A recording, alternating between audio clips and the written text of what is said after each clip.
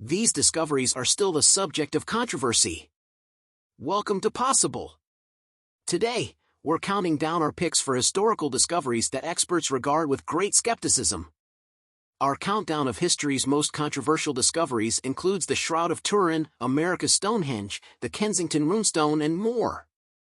The discovery of these clay figurines in 1944 caused a debate on Earth's true age. Some of the dolls even depicted humans domesticating dinosaurs. It was argued that the only way this could be possible was if the two coexisted at some point. Some were convinced this was proof that the world wasn't as old as we thought. However, an examination revealed the truth that they weren't ancient at all. Further testing estimated that they had been created only a few decades or so before they were found, and not in 2500 BCE as originally posited. Despite the proof falling through, some are still asserting the validity of these to this day. Who knew that one man had access to years' worth of history?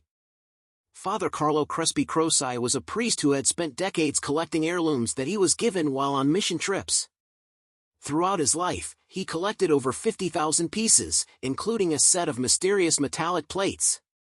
They ended up causing controversy, due to some believers claiming they were made by aliens and found in a golden cave.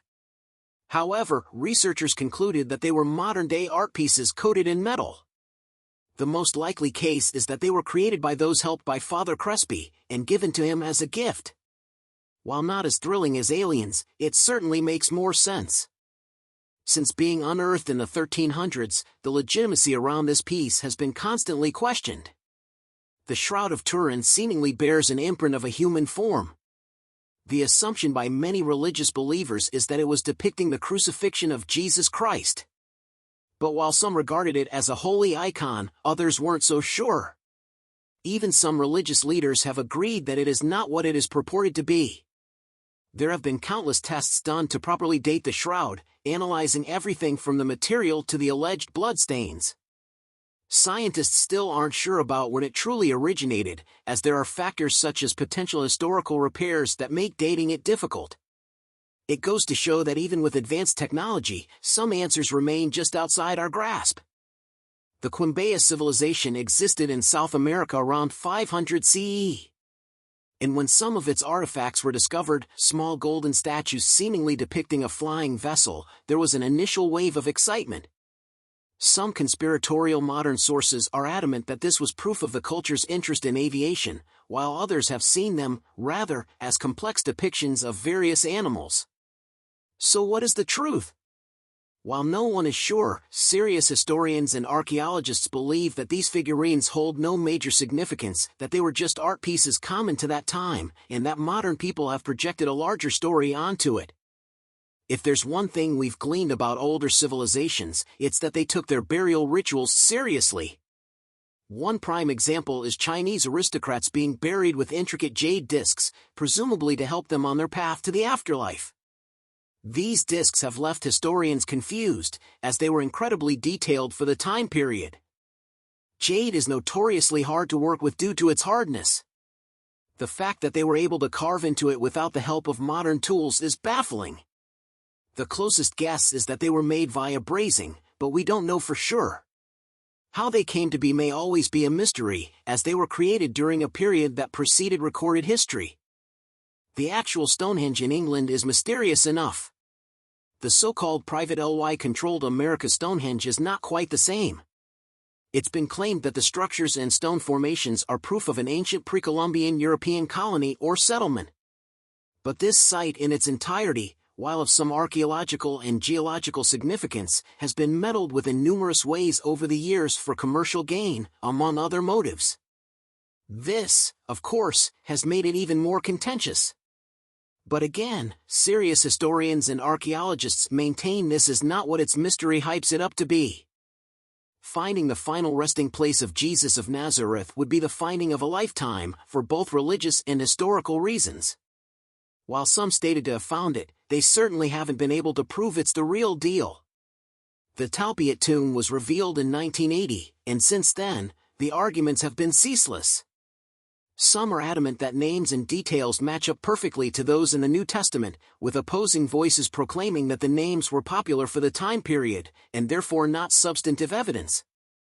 Devout scholars have postulated that there isn't enough proof to verify any assertions.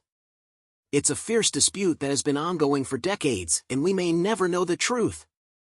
The existence of falsification in archival findings is unfortunately common.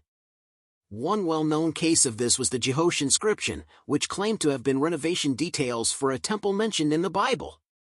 If the inscription were found to be true, then it would have been verification of not only that temple, but other historical aspects of the Holy Book as well.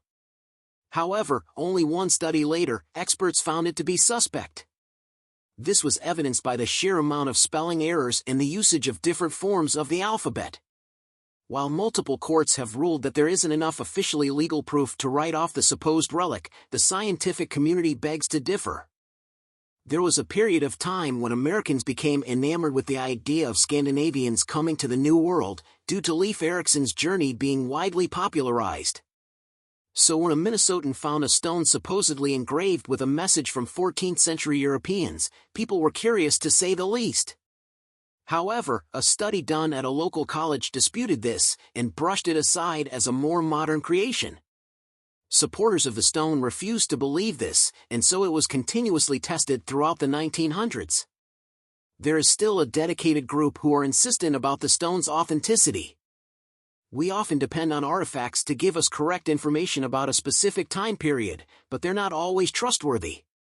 In 1513, famed cartographer Pierre Rees created his world map, and it caused a sensation after it was discovered in the 20th century. Unlike other works from his period, he depicted continents like Africa with some precision. However, Rees wasn't right about everything, at all. Big discrepancies were found, such as the continent being drawn much further north than it should have been. There were also notes on the map describing the location as warm, which is the antithesis to Antarctica's climate. This cast major doubt as to the first-hand knowledge and accuracy of this important historical document. We often depend on artifacts to give us correct information about a specific time period, but they're not always trustworthy. In 1513, famed cartographer Pierre Rees created his world map, and it caused a sensation after it was discovered in the 20th century. Unlike other works from his period, he depicted continents like Africa with some precision. However, Rees wasn't right about everything, at all. Big discrepancies were found, such as the continent being drawn much further north than it should have been. There were also notes on the map describing the location as warm, which is the antithesis to Antarctica's climate. This cast major doubt as to the first-hand knowledge and accuracy of this important historical document.